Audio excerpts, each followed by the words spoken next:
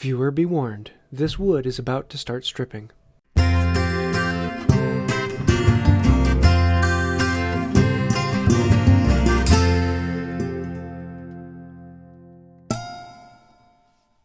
Okay, so I've got this board here and it's got some old finish on it and I want to take it off and clean it.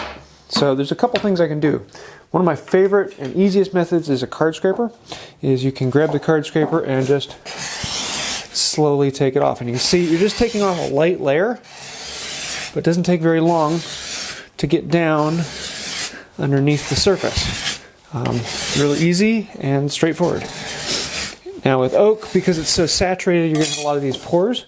And I sometimes actually like to use this where the pores are filled. It's kind of a cool feature, but sometimes you just want to get all the way down through it. So the next thing I might want to do, because occasionally with this your thumbs are going to heat up and it's going to be a pain to do all of it, is a card scraper, is a cabinet scraper. It's basically the exact same thing. I have a whole video on setting up a cabinet scraper and how to use it.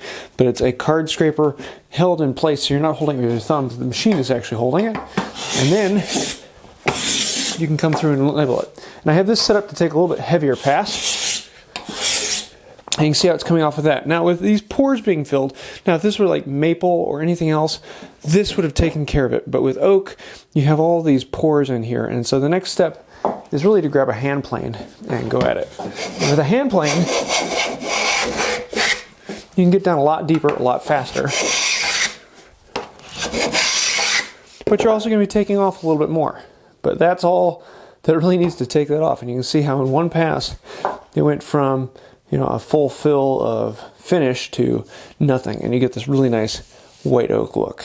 But then you're asking yourself, what if it has a rounded nature or a cove or an OG, and how do you clean up that? You can actually make a card scraper, take an old saw file and shape it out to what you want. I have a whole video on how to do that. But this one is made by Bearcat. I really like his, but you can do the same thing as you can fit this shape that would then fit over an angle or whatever you want. If you really wanted to, you could make your own that fits it exactly just from an old saw file. So a couple quick ideas to make it very easy to remove finish without sanding.